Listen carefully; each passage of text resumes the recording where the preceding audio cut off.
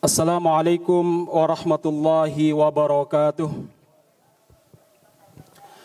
Innal hamdalillah nahmaduhu wa nasta'inuhu wa nastaghfiruhu wa nastahdihi wa na'udzu billahi min syururi anfusina wa min sayyiati a'malina may yahdihillah fahuwal muhtad wa may yudlilhu fala hadiyalah. Alhamdulillahirrahmanirrahim al-karimil mannan 'izzu sultanuh wa jalla thana'uh wa taqaddasat asma'uh subhanahu wa bihamdih daimun la yafut wa hayyun la yamut wal jinnu wal insu yamutun al izzu ijaruhu wal kibriya'u rida'uhu faman naza'ahu fihi ma 'adzabahu falillahil hamdu rabbis samawati wa rabbil ardi wa rabbil alamin walahul kibriya'u fis samawati wal ard wa huwal azizul hakim. Alhamdulillahilladzi lam yattakhidh walada wa lam yakun lahu syarikun fil mulk wa lam yakun lahu waliyyun minadh-dhul. Qala ta'ala ya ayyuhalladzina amanu taqullaha haqqa tuqatih wa la tamutunna illa wa antum muslimun. Wa qala ta'ala ya ayyuhan nasu taqu rabbakumul ladzi khalaqakum min nafsin wahidah wa khalaqa minha zawjaha وبث منهما رجالا كثيرا ونساء واتقوا الله الذي تساءلون به والأرحام إن الله كان عليكم رقيبا فإن أصدق الحديث كتاب الله وأفضل الهدي هدى محمد صلى الله عليه وسلم وشر الأمور محدثاتها ألا وإن كل محدثة في الدين بدعة وكل بدعة ضلالة وكل ضلالة في النار وبعد. Allahu Akbar, Allahu Akbar, La ilaha illallah, Wallahu Akbar, Allahu Akbar walillahil hamd. Ma'asyiral muslimin wal muslimat, salihin, salihat yang mudah-mudahan dirahmati Allah Subhanahu wa taala. Gema takbir, tahlil dan tasbih memenuhi setiap pelosok bumi. Hari ini kita dengarkan asma Allah Subhanahu wa taala ditinggikan. Hari ini kita mendengarkan pengakuan bahwa tiada ilah yang berhak diibadahi di setiap penjuru bumi, di mana nama-nama Allah Subhanahu wa taala diagungkan.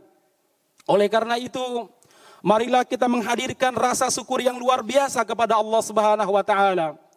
Zat yang telah menganugerahkan kita berbagai macam kenikmatan.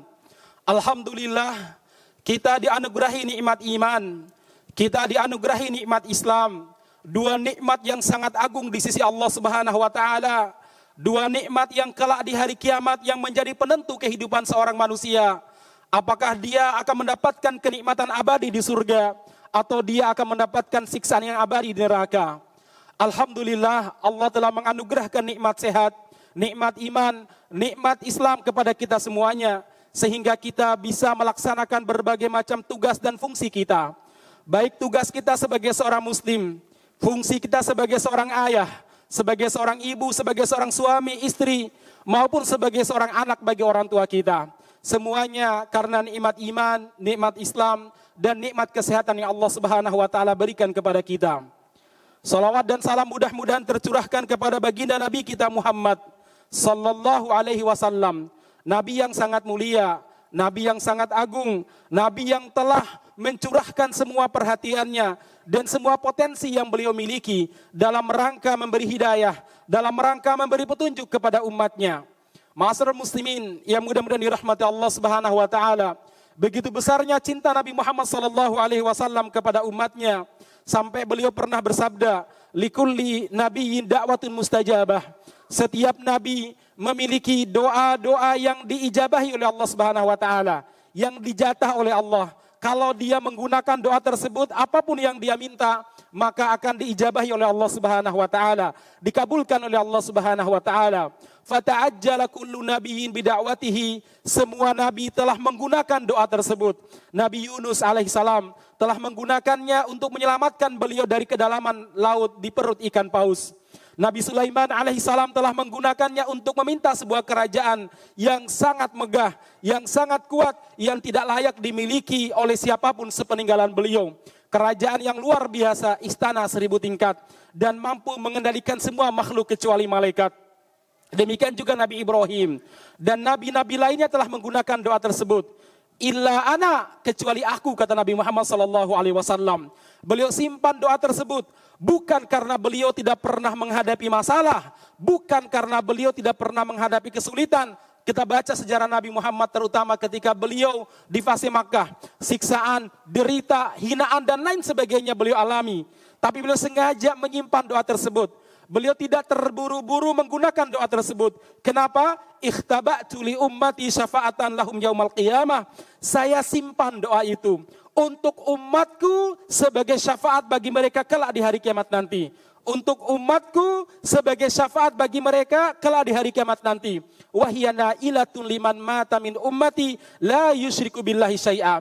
Dan ini syafaat ini akan didapatkan oleh semua umatku yang meninggal dalam keadaan tidak menyekutukan Allah dengan sesuatu apapun. Yang meninggal dalam keadaan tidak menyekutukan Allah dengan sesuatu apapun. Masya Allah, itulah besarnya cinta Nabi Muhammad SAW kepada umatnya. Selanjutnya, ma'asyiral muslimin, solihin, solihat, muhajirin, muhajirat, yang mudah-mudahan dirahmati Allah Subhanahu wa Ta'ala. Marilah kita meningkatkan kualitas takwa kita kepada Allah Subhanahu wa Ta'ala. Apalagi hari yang mulia ini, hari puncaknya 10 awal bulan Zulhijjah. Mari kita tingkatkan ibadah kita, kita tingkatkan zikir kita, takbir kita, tahlil kita. Demikian juga ibadah-ibadah lainnya. Karena ini adalah hari terakhir dari 10 hari yang paling dimuliakan oleh Allah Subhanahu wa Ta'ala di muka bumi. Oleh karena itu jamaah sekalian, yang mudah-mudahan dirahmati Allah Subhanahu wa Ta'ala, mari kita gunakan untuk apa? Untuk meningkatkan kualitas ibadah kita kepada Allah Subhanahu wa Ta'ala. Kita gunakan agar kita senantiasa dirahmati oleh Allah Subhanahu wa Ta'ala. Jauhi perbuatan-perbuatan mungkar, jauhi perbuatan-perbuatan maksiat. Jangan kita nodai hari suci ini dengan bermaksiat kepada Allah Subhanahu wa Ta'ala. Baik berupa dengan membenci saudara-saudara kita yang mungkin hari ini berbeda dengan kita dalam pelaksanaan hari rayanya. Atau mungkin ada kalimat-kalimat yang tidak pantas kita ucapkan, membuat Allah Subhanahu wa Ta'ala tidak meridhoi kita atau mengurangi pahala-pahala kita. Ma'asyiral muslimin yang mudah-mudahan dirahmati Allah Subhanahu wa Ta'ala. Allahu Akbar, Allahu Akbar, la ilaha illallah, wallahu akbar. Hari ini kita adalah orang yang dianugerahi kenikmatan yang luar biasa oleh Allah Subhanahu wa Ta'ala. Dalam sebuah hadis, Rasulullah sallallahu alaihi wasallam pernah bersabda, "Man asbaha minkum mu'afan fi jasadihi, aminan fi sirbihi, indahu qutu yaumihi, faka'annama hizat lahu dunya." Barang siapa di antara kalian masuk waktu pagi dalam keadaan sehat badannya, aman keluarganya, dan dia memiliki makanan pada hari itu, apalagi dia seorang mukmin, maka seakan-akan dunia telah dia genggam, dunia telah dikumpulkan padanya. Alhamdulillah, kita hari ini mukmin, alhamdulillah. Hari ini kita sehat walafiat, alhamdulillah. Walaupun satu dengan yang lainnya berbeda tingkat kesehatannya. Hari ini alhamdulillah keluarga kita juga sehat walafiat. Walaupun mungkin ada di antara kita yang kurang sehat keluarganya. Kemudian hari ini juga alhamdulillah kita memiliki makanan untuk kita makan hari ini. Kata Rasulullah sallallahu alaihi wasallam, barang siapa yang memiliki 4 keadaan itu di setiap paginya, seakan-akan dunia telah dia genggam, maka kita tidak perlu iri kepada apa yang Allah berikan kepada orang lain. Maka kita tidak perlu dengki kepada saudara-saudara kita. Sesungguhnya kita adalah manusia yang diberi kenikmatan yang luar biasa oleh Allah Subhanahu wa Ta'ala. Allahu Akbar, Allahu Akbar, la ilaha illallah, wallahu akbar. Ma'asyiral muslimin wal muslimat rahimakumullah. Pada hari raya Idul Adha, setidaknya ada 2 sosok yang senantiasa hadir dalam pikiran kita. Sebagai teladan yang abadi, sebagai manusia yang sangat sempurna untuk dijadikan sebagai teladan. Mereka berdua adalah Khalilur Rahman, kekasih Allah Subhanahu wa Ta'ala. Yang pertama adalah Abul Anbiya, bapaknya para nabi, yaitu Ibrahim alaihissalam. Yang kedua adalah sayyidu waladi Adam, penghulu orang yang paling utama di antara anak Adam. Semenjak Nabi Adam alaihissalam sampai nanti orang terakhir meninggal di dunia ini, orang yang pertama dan orang yang paling utama di antara anak-anak Adam adalah Nabi kita Muhammad sallallahu alaihi wasallam. Ma'asyiral muslimin, yang mudah-mudahan dirahmati Allah Subhanahu wa taala. Mereka berdua dan keluarga beliau berdua adalah teladan yang abadi. Makanya setiap kita sholat di tahiyat terakhir, kita senantiasa berdoa dan senantiasa bersalawat. Allahumma salli ala Muhammad wa ala ali Muhammad kama sallaita ala Ibrahim wa ala ali Ibrahim wa barik ala Muhammad wa ala ali Muhammad kama barakta ala Ibrahim wa ala ali Ibrahim. Dua keluarga ini yang harus kita contohi agar kita menjadi manusia yang dicintai oleh Allah Subhanahu wa taala. Ma'asyiral muslimin yang mudah-mudahan dirahmati Allah Subhanahu wa taala. Sungguh semua pintu menuju Allah Subhanahu wa taala tertutup bagi kita kecuali melewati pintu Nabi Muhammad sallallahu alaihi wasallam dan juga dengan meneladani Nabi Ibrahim alaihi salam. Rasulullah sallallahu alaihi wasallam berjanji bahwa semua umatnya pasti masuk surga kecuali kalau mereka yang enggan untuk masuk surga. Beliau pernah bersabda, kullu ummati yadkhulunal jannah illa man aba. Setiap umatku pasti masuk surga kecuali mereka yang enggan masuk surga. Kemudian para sahabat bertanya, ya Rasulullah, adakah orang-orang yang enggan masuk surga ya Rasulullah? Kami saja berjuang meninggalkan kampung halaman kami di kota Makkah, meninggalkan semua properti dan bisnis kami, hijrah ke Madinah dalam rangka mengejar surga. Apakah ada orang-orang yang tidak masuk surga ya Rasulullah? Rasulullah mengatakan, man ata'ani dakhalal jannah. Siapa yang taat kepadaku dia pasti masuk surga. Siapa yang meneladaniku dia pasti masuk surga. Wa man asani faqad aba. Dan barang siapa yang bermaksiat kepadaku, maka sesungguhnya dialah orang-orang yang enggan untuk masuk surga. Allah Subhanahu wa taala berfirman tentang Nabi Ibrahim alaihissalam. Sesungguhnya orang-orang yang membenci din ataupun milah Ibrahim alaihissalam adalah orang-orang yang safihah nafsah, orang-orang yang membodohi dirinya. Artinya apa? Milah Nabi Ibrahim adalah milah yang harus kita ikuti. Sebagaimana firman Allah Subhanahu wa taala dalam sebuah ayat, Allah mengatakan inna Ibrahim kana ummatan qanitatan lillahi hanifa. Sesungguhnya Ibrahim adalah seorang imam yang dapat dijadikan sebagai teladan bagi kita. Hanifa, lurus, dia tidak berbuat syirik. Walam yakum minal musyrikin. Nabi Ibrahim tidak pernah berbuat syirik. Syakiran li an'umih. Beliau senantiasa mensyukuri nikmat-nikmat yang Allah Subhanahu wa taala berikan kepada beliau. Ijtabahu wa hadahu ila siratim mustaqim. Allah Subhanahu wa taala memilih beliau dan memberi petunjuk kepada beliau di jalan yang mustaqim, siratal mustaqim, yang senantiasa kita minta minimal 17 kali dalam sehari. Ihdinas siratal mustaqim wa atainahu fid dunya hasanah wa innahu fil akhirati laminas solihin. Sesungguhnya Nabi Ibrahim di dunia kami berikan kebaikan dan kelak di hari kiamat beliau termasuk orang-orang soleh. Ma'asyiral muslimin yang mudah-mudahan dirahmati Allah Subhanahu wa taala. Oleh karena itu, marilah di kesempatan kali ini kita melihat potret Nabi Ibrahim dan Nabi Muhammad sallallahu alaihi wasallam. Apa saja yang paling penting dalam kehidupan beliau berdua yang bisa kita contohi agar kita bisa menjadi kekasih Allah Subhanahu wa taala, bisa menjadi orang-orang yang dicintai oleh Allah Subhanahu wa taala. Karena di dunia ini hanya dua orang yang mendapatkan gelar Khalilur Rahman, kekasih Allah Subhanahu wa taala. Yang pertama Nabi Ibrahim alaihissalam dan yang kedua adalah Nabi Muhammad sallallahu alaihi wasallam. Sebagaimana sabda beliau, "Innallaha attakhadha Ibrahim khalila, kama attakhadani Innallaha attakhadha Ibrahim khalila. Innallaha ittakhadani khalila, kama attakhadha Ibrahim khalila." Sesungguhnya Allah Subhanahu wa taala telah memilihku sebagai khalil, kekasihnya, sebagaimana Allah Subhanahu wa taala telah menjadikan Ibrahim alaihissalam sebagai kekasihnya. Allahu akbar, Allahu akbar, la ilaha illallah wallahu akbar, Allahu akbar walillahil hamd. Yang pertama, ma'asyiral muslimin, karakter yang dimiliki oleh Nabi Muhammad SAW dan Nabi Ibrahim alaihissalam adalah apa? Kecintaannya kepada Allah Subhanahu wa taala yang tidak bisa ditandingi dengan apapun. Beliau berdua adalah orang yang sangat mencintai Allah Subhanahu wa taala dengan segenap jiwa dan raga mereka. Itu mereka buktikan dalam kehidupan mereka. Nabi Muhammad sallallahu alaihi wasallam pernah suatu waktu beliau sedang tidur bersama dengan istrinya Ibunda Aisyah radhiyallahu anha.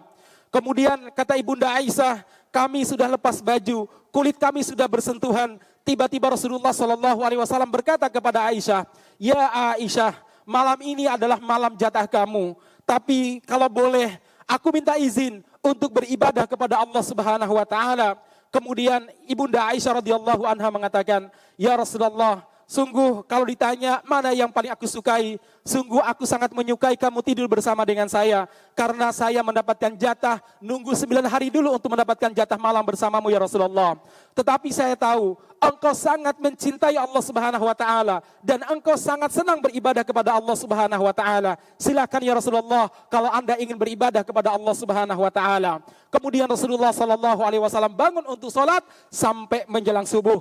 Inilah di antara tanda kecintaan Rasulullah sallallahu alaihi wasallam kepada Allah Subhanahu wa taala. Luar biasa ma'asyiral muslimin. Kecintaan yang membuat beliau tunduk kepada aturan Allah Subhanahu wa taala, tunduk kepada syariat Allah Subhanahu wa taala. Nabi Ibrahim alaihissalam juga telah menunjukkan kecintaannya kepada Allah Subhanahu wa taala dalam berbagai momentum kehidupan beliau. Sebagai sebuah contoh jemaah sekalian, kisah yang sangat terkenal. Beliau diperintahkan oleh Allah Subhanahu wa taala untuk membawa kedua buah hatinya, istrinya yang bernama Hajar dan bayinya yang bernama Ismail yang masih sangat belia pada saat itu, dijauhkan dari tempat tinggal beliau di Palestina ataupun Yerusalem ke sebuah tempat yang sangat jauh, sebuah lembah yang dulu tidak ada satu pohon pun. Tidak ada seorang pun yang bisa dimintai bantuan. Tidak ada satu bangunan pun yang bisa digunakan untuk berteduh. Dan tidak ada mata air untuk mencari minuman. Tempat tersebut adalah Makkah Al-Mukarramah. Saat itu belum ada satu orang pun.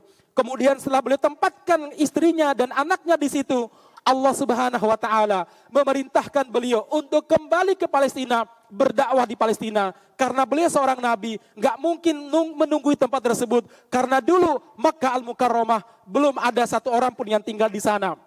Berangkat beliau balik ke Palestina jamaah sekalian.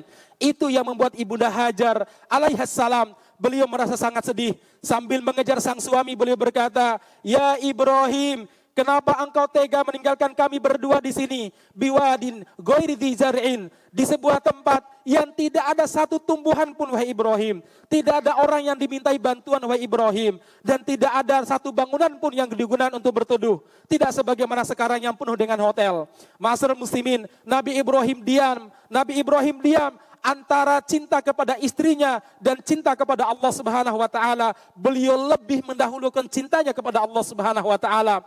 Beliau terus berjalan menuju Yerusalem. Kemudian ma'asyiral muslimin, saat itulah Ibunda Hajar alaihissalam berkata begini, "Ya Ibrahim, Allahu amaraka bihada." Wahai Ibrahim, apakah Allah yang memerintahkan kamu untuk meninggalkan kami berdua di sini? Saat itu Nabi Ibrahim alaihissalam menjawab hanya dengan satu kalimat, "Bala, betul wahai istriku." Pada saat itulah Ibunda Hajar alaihissalam mengatakan, "Idan la yudayyi'an Allah." Kalau memang Allah yang memerintahkan kamu meninggalkan kami berdua, maka pergilah kamu ke Yerusalem, berangkatlah berdakwah ke sana, karena Allah tidak akan menyia-nyiakan kami berdua. Ini sebuah contoh keluarga Nabi Ibrahim alaihissalam yang senantiasa kita ucapkan ketika tahiyat, wa ala ali Ibrahim, dan kepada keluarga Nabi Ibrahim, yaitu apa? Keyakinan yang kuat kepada Allah Subhanahu wa taala, yakin terhadap takdir Allah Subhanahu wa taala, yakin terhadap syariat Allah Subhanahu wa taala. Ma'asyiral muslimin, seharusnya kita sebagai seorang muslim yang tiap hari mengucapkan dalam doa kita, Allahumma salli ala Muhammad wa ala ali Muhammad kama sallaita ala Ibrahim wa ala ali Ibrahim. Kita meminta Allah Subhanahu wa taala untuk bersalawat kepada Ibrahim dan keluarga Nabi Ibrahim, dan kita juga tersirat dalam doa kita untuk mengikuti Nabi Ibrahim alaihissalam. Seharusnya kita manusia yang sangat percaya kepada syariat Allah Subhanahu wa taala. Allahu Akbar, Allahu Akbar, la ilaha illallah, wallahu akbar, Allahu Akbar walillahil hamd. Yang kedua, Nabi Muhammad sallallahu alaihi wasallam dan Nabi Ibrahim alaihissalam dikenal sebagai teladan dalam berislam secara totalitas atau Islam secara kafah. Tidak mengambil satu syariat dan membuang sebagian syariat, tidak. Allah Subhanahu wa taala telah memerintahkan kita untuk mengikuti beliau berdua dalam berislam secara totalitas. Allah Subhanahu wa taala berfirman, "Ya ayyuhalladzina amanu dukhulu fis-silmi kafah wa la tattabi'u khutuwati syaitan innahu lakum aduwwum mubin." Wahai orang-orang beriman, masuklah ke dalam Islam secara keseluruhan dan janganlah kalian menuruti langkah-langkah setan. Sesungguhnya setan adalah musuh yang nyata bagi kalian. Ma'asyiral muslimin yang mudah-mudahan dirahmati Allah Subhanahu wa taala. Nabi Muhammad SAW telah mencontohkan, kalau berislam totalitas, nggak boleh dibagi-bagi, nggak boleh mengambil sebagian hukum dan menolak sebagian hukum. Tidak, jemaah sekalian. Juga tidak boleh sebagian orang diberlakukan hukum, sebagian lainnya tidak diberlakukan hukum syariat. Tidak, jemaah sekalian. Nabi Muhammad SAW pernah marah kepada para sahabat, terutama kepada Usama bin Zaid. Kenapa? Karena dulu ketika peristiwa Fatu Makkah, ada seorang gadis mencuri dan hasil curian tersebut sudah menyebabkan dia boleh dipotong tangannya. Tapi kabilahnya merasa tidak mau karena merasa terhina kalau ada anak gadisnya yang dipotong tangannya. Mereka meminta kepada Usama. Untuk apa? Melobi Nabi supaya hukum potong tangan diganti dengan denda, entah itu unta 100 ekor atau diganti dengan emas dan lain sebagainya. Jangan dipotong tangannya. Karena mereka kabilah yang terhormat. Maka ma'asyiral muslimin, Usama bin Zaid, orang yang sangat disayangi oleh Nabi Muhammad SAW, putra angkat beliau, melobi Nabi dan mengatakan, "Ya Rasulullah, sesungguhnya kabilah fulan meminta supaya hukum potong tangan diganti dengan bla bla bla atau diganti dengan dipenjara dan lain sebagainya." Nabi Muhammad mendengarkan itu, merah pada muka beliau, marahnya luar biasa. Lantas beliau mengumpulkan orang-orang Makkah. Beliau mengatakan, "Demi Allah, kalian telah melobi aku dalam mengganti syariat Allah Subhanahu wa taala. Tidak akan. Sungguh, andaikan Fatimah putriku mencuri, aku sendiri yang memotong tangannya." Kata Rasulullah Sallallahu Alaihi Wasallam. Artinya apa, jemaah sekalian? Nabi Muhammad adalah orang yang sangat komitmen dalam menegakkan syariat. Beliau tidak memilah-milih, ini boleh, ini tidak boleh. Dalam melaksanakan syariat, kita tidak perlu bermusyawarah dengan manusia, apalagi menjadikan syariat Allah Subhanahu wa taala sebagai sesuatu yang dimusuhi. Hari ini ada sebuah fenomena, saudara sekalian. Ada muslim yang siap diatur oleh syariat hanya di masjid atau hanya saat sholat Idul Adha. Bagaimana takbiratul ihramnya, bagaimana takbirnya, bagaimana sholatnya dan lain sebagainya. Ibarat tadi, ya, takbir pertama 7 kali sunnahnya, takbir kedua sunnahnya 5 kali. Dan memang saya tadi lupa. Kemudian gara-gara kadang tidak dilaksanakan, akhirnya banyak terjadi, wah gara-gara bla bla, padahal sesuatu yang sunnah. Mereka berbeda pendapat dalam perkara-perkara yang sunnah sampai bermusuh-musuhan. Tapi mereka tidak siap diatur oleh Allah Subhanahu wa taala di kampung mereka, di negara mereka, padahal itu perkara yang wajib. Tidak ada orang yang berbeda pendapat atau berselisih. Kira-kira bagaimana dengan hukum para pezina yang hari ini semakin ramai? Cerita selingkuh di kalangan para artis. Bahkan banyak juga para artis yang cerita belak-belakan bahwa mereka telah berzina di sini dan bersama dengan siapa. Itu tidak pernah dibicarakan. Perkara-perkara yang sebenarnya bisa ditolerir, bisa ditoleransi, itu menjadi penyebab perbedaan pendapat di kalangan kita. Menyebab kita bermusuhan. Contohnya, mau pakai ru'yah global sebagaimana hari ini, atau memakai ru'yah lokal sebagaimana besok. Itu ada ruang toleransi, teman-teman sekalian. Apakah mau menyembelih hari ini, atau mau menyembelih besok, ada ruang toleransi. Kadang hal-hal seperti ini dibesar-besarkan, saudara sekalian. Dibesar-besarkan. Padahal itu adalah perkara-perkara yang ada ruang toleransi. Tapi dalam perkara-perkara yang sifatnya wajib, menegakkan syariat, merajam, melarang orang-orang menjual minuman khamar. Kemudian demikian juga terkait dengan tempat-tempat lokalisasi dan lain sebagainya. Kemudian tunduk kepada syariat Allah Subhanahu wa taala dalam masalah perekonomian, contohnya masalah riba dan lain sebagainya. Tidak ada para kiai yang memperdebatkannya. Seakan-akan itu boleh-boleh saja, sah-sah saja, dan mereka diam. Tapi dalam perkara yang sebenarnya sunnah atau perkara yang sebenarnya masih bisa ditolerir, itu debatnya luar biasa sampai saling menyesatkan, menuding dan lain sebagainya. Ini terbaliknya prioritas kita hari ini. Seharusnya prioritas kita hari ini adalah apa? Bagaimana kita berpikir tegaknya syariat di negeri kita. Sementara perkara-perkara yang bisa ditolerir tidak perlu kemudian kita perbesar-besar, saudara sekalian. Umar bin Khattab radhiyallahu anhu dengan Abdullah bin Mas'ud radhiyallahu anhu, ada 60 permasalahan fikih yang mereka perdebatkan. Apakah mereka saling jauh, saling jotos-jotosan, atau mereka saling bermusuhan? Tidak jemaah sekalian, 60 perkara. Bahkan Umar kalau melihat Abdullah bin Mas'ud, beliau akan berdiri menyambutnya dan memeluknya sambil mengatakan, "Selamat datang wahai perbendaharaan ilmu." Sementara Abdullah bin Mas'ud kalau melihat Umar bin Khattab, beliau mengatakan, "Selamat datang wahai mertua Nabi Muhammad SAW, Amirul Mukminin." Masyarakat muslimin, kenapa demikian? Karena mereka tahu prioritas. Yang mereka perdebatkan sesuatu yang sifatnya masih ditolerir. Yang penting negara atau khalifah pada saat itu memberlakukan syariat Allah Subhanahu wa taala. Hari ini prioritas kita berubah, saudara sekalian. Hal-hal yang sebenarnya masih ditolerir, kita anggap sebagai ruang atau jurang perpisahan. Dan sesuatu yang harus kita sepakati, kita anggap sebagai sesuatu yang biasa-biasa saja. Saya pernah mendengar sebuah menteri yang mengatakan ketika melihat kasus Az-Zaitun, kemudian kasus demikian juga kasus yang ada dulu Ahmadiyah yang sempat ramai. Apa kata dia? Itu perkara-perkara yang masih bisa diperdebatkan, ikhtilaf katanya. Ya, sementara perkara yang sebenarnya ikhtilaf dianggap sebagai sesuatu yang baku, tidak boleh berbeda pendapat.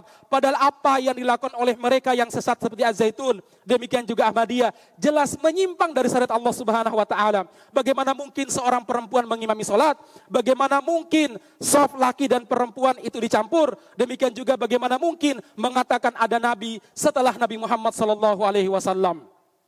Allahu Akbar, Allahu Akbar, la ilaha illallah, wallahu akbar. Yang terakhir, yang ketiga, yang dimiliki oleh Nabi Muhammad dan Nabi Ibrahim alaihissalam adalah apa? Beliau berdua adalah orang yang senantiasa lembut kepada sesama mukmin dan tegas terhadap orang-orang kafir. Jangan terbalik kepada saudara-saudara muslim. Garangnya luar biasa, seakan-akan tidak ada pintu maaf. Tetapi kepada orang-orang kafir yang jelas-jelas menyekutukan Allah Subhanahu wa taala, yang jelas-jelas mengingkari Allah Subhanahu wa taala, toleransinya luar biasa. Jangan kebalik jemaah sekalian. Allah Subhanahu wa taala berfirman dalam sebuah ayat, Allah mengatakan, "Laqad ja'akum rasulun min anfusikum." Sungguh telah datang kepada kalian rasul dari kaummu sendiri.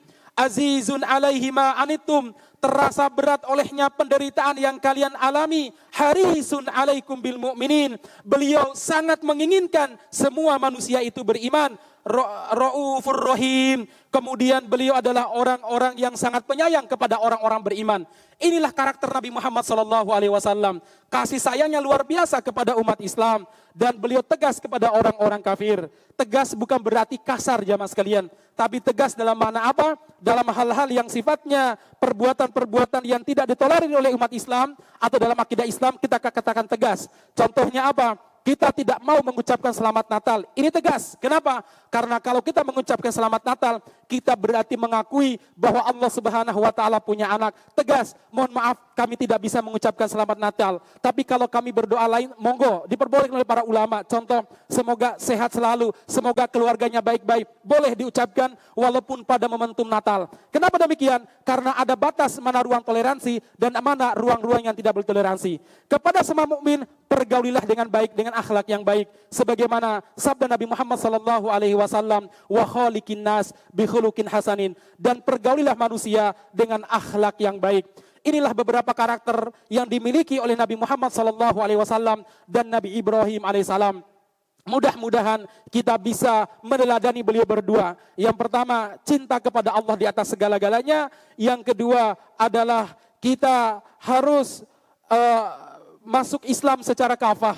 Tidak boleh kita separuh-separuh. Dan yang terakhir adalah apa? Kita harus mencintai sesama muslim, walaupun berbeda ormas dengan kita, walaupun berbeda negara dengan kita, dan kita harus tegas terhadap orang-orang kafir dalam perkara-perkara yang tidak bisa ditoleransi. Demikian khutbah yang kami sampaikan, mudah-mudahan memberikan manfaat kepada kita semuanya. Marilah di penghujung khutbah ini kita berdoa kepada Allah Subhanahu wa taala, mudah-mudahan Allah Subhanahu wa taala menyatukan barisan umat Islam, membuat kita saling mencintai dan saling menghargai. Ya ayyuhalladzina amanu innallaha wa malaikatahu yusholluna 'alan nabi ya ayyuhalladzina amanu shallu 'alaihi wa sallimu taslima. Allahumma shalli wa sallim 'ala nabiyyina Muhammadin wa 'ala alihi wa ashabihi wa mawalah. Allahumma ighfiril mu'minina wal mu'minat wal muslimina wal muslimat al ahya'i minhum wal amwat innaka sami'un qaribun mujibud da'wat. Rabbana ya qadiyal hajat ikdi hajatana fid dunya wal akhirah ya arhamar rahimin. Ya Allah ya Rahman ya Hayyum ya Qayyum ya Aziz ya Jabbar, ya Allah berkahilah negeri kami ya arhamar rahimin. Jadikanlah negeri ini negeri yang aman, damai, sentosa, di bawah naungan syariatmu dan di bawah naungan ridhamu ya arhamar rahimin. Ya Allah, turunkanlah kepada kami sekeluarga sakinah, mawaddah, warahmah ya arhamar rahimin.